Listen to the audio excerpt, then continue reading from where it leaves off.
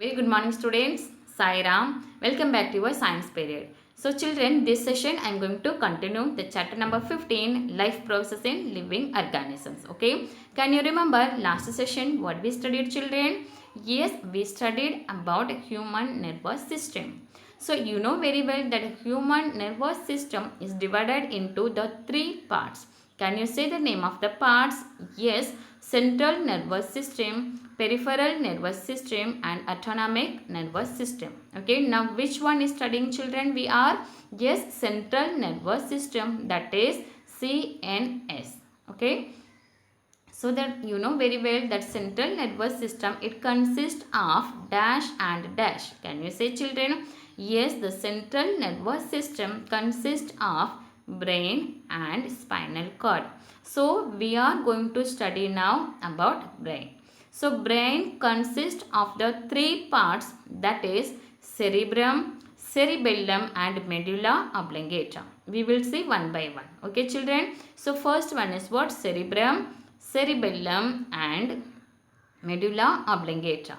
See here, this is the structure of our brain. Brain is situated where children? Yes, brain is located in which cavity children? Cranial cavity. Okay, so this is our brain, and here which one is there children? Spinal cord. Okay, see next one. Yes, this one as already I told that function of the yes right brain and left brain. Okay, and the next one is, see here children, this is the structure of our brain. So here this is called what? This light brown color part, that is called what? Cerebrum. Okay children, and here next part is what? Cerebellum. This is what? Cerebellum, and here medulla oblongata is there, and here yes, which one is there arising here? Spinal cord. Okay, can you say the three parts of our brain? Cerebrum, cerebellum and medulla oblongata. We will see one by one. Okay children, first one is what? Cerebrum. Cerebrum is the largest part of our brain. Why it is the largest part of our brain? See here, because it is occupying 2/3 of the brain and consists of two cerebral hemispheres, which are connected to each other using tough fibers and nerve tract. So children, cerebrum is the largest part of the brain. Okay, why? Because it occupies yes 2/3 of the brain and it consists of two cerebral hemispheres. Okay children, that two cerebral hemispheres which are connected to each other with the help of tough fibers and nerve tract. Okay, shall we go to next now?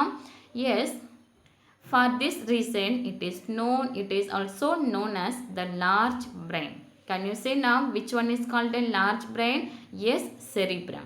Okay children, so its surface has deep irregular ridges and grooves called convolutions. See here children. Yes, this is the this is what? Cerebrum, as I told. So here that see you have to observe this picture here. Yes, here the deep ridges and grooves are there. This is called what children? These are called convolutions. Okay. So what is the uses of these convolutions? See, convolution increases the surface area of the cerebrum to accommodate a large number of nerve cells. So if that we are having in our brain that large number of convolution, that means the large number of grooves are there. So large number of convolution is there, isn't it children? So that convolution increases the surface area of the cerebrum. Okay, so if the surface area is more, so that nerve cells, the number of nerve cells also more in the brain. Understood now? So the third point you have to see here children, convolution increases the surface area of the cerebrum to accommodate a large number of nerve cells. Okay, shall we go to next now? So I hope you understood now what is meant by cerebrum. Next part is what children? Very good, cerebellum. Okay, so cerebellum, it is located at the back of the cranial cavity below the cerebrum. It is the smallest part of the brain. So the largest part of the brain, that is called what? Cerebrum. And second part, that is cerebellum, it is called what? Smallest part of the brain. Where it is present, children? Cerebellum, located at the back of the cranial cavity below the cerebrum. Okay, so see here, we will see now the diagram of brain. See here, children, where it is present? Yes, it is present below that cerebrum. Okay, it is what? Cerebellum. So instead of the deep convolutions, its surface has shallow grooves. Okay, so that cerebrum, it contains what? Very deep grooves. Okay, but here instead of the deep convolutions, here the shallow grooves are there. Okay, children, shall we go to next now? Next one is medulla oblongata. So medulla oblongata is the hindmost part of the brain that continues downwards as the spinal cord. See here, children, medulla oblongata is the hindmost part of the brain that continues, yes, hindmost means towards the back. Okay, so that continues downwards as the spinal cord. Okay, children, there are also two triangular swollen structures known as pyramids. Okay, so here two triangular swollen structures are there, that is called what? Pyramids, on the upper side of the medulla oblongata. So understood, children? Now medulla oblongata means what? Where it is present, it is the hindmost part of the brain. Okay, and it continues downwards as the spinal cord. There are also two triangular swollen structures that is known as pyramids. Okay, shall we go to next now? Next one is, say here, children, yes, that next one is spinal cord. So that CNS, that means central nervous system, it consists of brain and spinal cord. Brain contains three parts, that is cerebrum, cerebellum and medulla oblongata. Okay, and next one is what, children? Spinal cord. We are going to study now about spinal cord.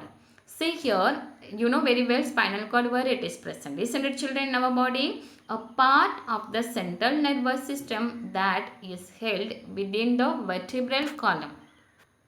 So say here, children, the part of the central nervous system that is held within the vertebral column is called what? Spinal cord. Spinal cord is slightly thick but gradually tapers towards the end. See here, children. So the spinal cord is slightly thick but gradually tapers towards the end. See here. Yes, this is the brain, and here this is what? Yes, cerebellum, and here medulla oblongata, and here which one is spinal cord. Okay, children. So here, say this part, this colored part, that is what? Spinal cord, and here this is slightly thick but here gradually, yes, decreases, that means tapers towards the end. Here the thickness is more, but here it is not that much of thickness, isn't it, children? So see here, spinal cord is slightly thick but gradually tapers. Tapers means it's very narrow. Okay, tapers towards the end. There is a thread-like fibrous structures its end, that is called what? Phylum terminale. See here, there is a thread-like fibrous structure its end, that is called what, children? Phylum terminale. See here, yes, this is our spinal cord, and here around the spinal cord vertebral column is there, that means backbone. Okay, and it is a tapes end, and here what is there? Yes, phylum terminale. Okay, children, shall we go to next now? Yes. So now I hope you understood now that brain, structure of brain and spinal cord. Next one is brain different regions and functions. So what are the functions of the brain that we will study now? Okay, so first part is what, children? Cerebrum. Cerebrum, what is the function of cerebrum? See, control of voluntary movements. So children, can you say what is meant by voluntary movements? Yes, that control of voluntary movements, concentration, planning, decision making, memory, intelligence and intellectual activities. Okay. So children, what is meant by voluntary movements? Yes, if we are thinking, suppose say here I will give here two example. One is reading. Okay. So and next one is blood circulation. Okay children. So if you are thinking, then only you can do reading action. Isn't it children? But if you are not thinking blood circulation, then also that will happen inside of your body.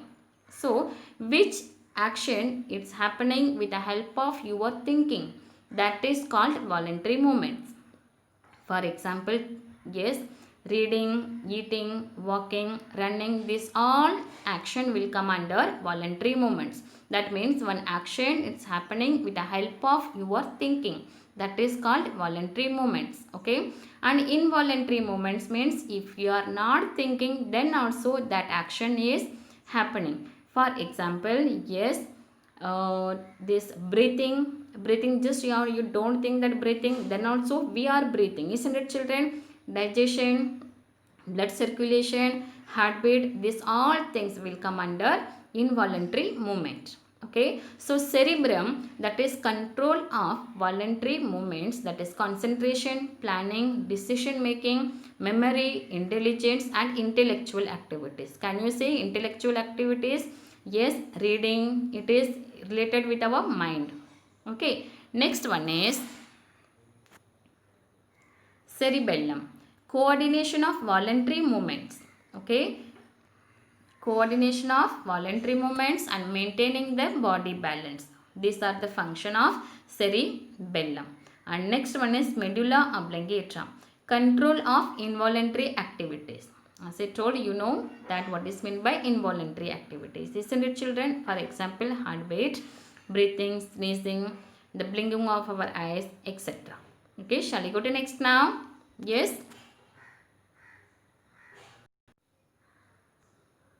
Next one is the uses of spine. Yes, spinal function of spinal cord.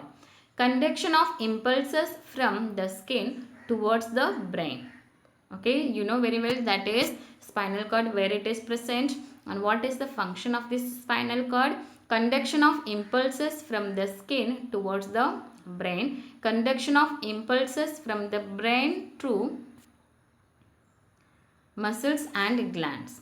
And next one is function as center of coordination of reflex actions. What is meant by reflex actions? Next session we will study. Okay, so can you say what is the function of spinal cord? It will conduct the electrochemical impulses from the skin towards the brain. Okay, and the next one is the conduction of impulses from brain to the muscles and glands. Okay children, shall we go to next now? So children, now we studied about central nervous system. Can you say next part is what? Next one is peripheral nervous system. Okay. So the peripheral nervous system consists of the nerves. It's originating from the central nervous system. Okay. So peripheral nervous system consists of the nerves that is originated from the central nervous system and connecting the system with all parts of the body. Okay children, so these nerves are of two types of peripheral nervous system. Two types of nerves are there in peripheral nervous system, that is cranial nerves and spinal nerves. We will see now. Okay children, see cranial nerves. Cranial nerves are 12 in number. How many cranial nerves are there in our body children? 12. Okay, in number, and they originate from the brain. Where it is originated? It is originated from our brain. These nerves are associated with various parts in the head, thorax and abdomen. Okay children, see here, once again I will read. Cranial nerves are 12 in numbers. It's originated from our brain. These nerves are associated with various parts in the head, thorax and abdomen. Okay, and the next one is what, children? Spinal nerves. The spinal nerves are 31 pairs in number, and so how many pairs of spinal nerves, children? Yes, 31 pairs in number, and it's originated from the spinal cord. These nerves are also connected with arms, legs, skin and some other parts of the body. So now understood, children? Peripheral nervous system. Yes, what is the word? That how many types of nerves? Two types of nerves, that is cranial nerves and spinal nerves. The number of cranial nerves and number of spinal nerves, and where it is originated, and what is the function of this. These all things we discussed, isn't it, children? Yes. And the next one is autonomic nervous system. What is meant by autonomic nervous system? See here, children, the autonomous nervous system consists of the nerves of involuntary organs like the heart, lungs, stomach and so on. So you know that very well what is meant by involuntary, isn't it, children? So the autonomous nervous system consists of the nerves of involuntary organs. Okay, so autonomous nervous system consists of the nerves that is for involuntary organs like the heart, lungs, stomach. Why we are saying that heart and lungs are involuntary organs? Yes, without our thinking these organs are working, isn't it, children? Just see here, every time we are not thinking about our heartbeat, but still that heart is continuously, that pumping process, that heartbeat is going on. So that's why we are saying that heart and as like that lungs also. Okay, continuously the respiration. So that heart, lungs and stomach, that organs are called what? Involuntary organs. Okay, so these nerves cannot be controlled on our will. That's why we are saying yes, that is the involuntary organs. Okay, children, so this session we studied about nervous system. Three types of nervous system, that is central nervous system, peripheral nervous system and autonomous nervous system. Okay, central nervous system, that is brain and spinal cord. Next one is peripheral nervous system. It contains what? Two types of nerves, that is cranial nerves and spinal nerves. And next one is autonomic nervous system. It contains what? Involuntary nerves. Okay, so I hope you understood, children, this one. Yes, so next session we will study that further thing. Okay, thank you, children. Sai Ram.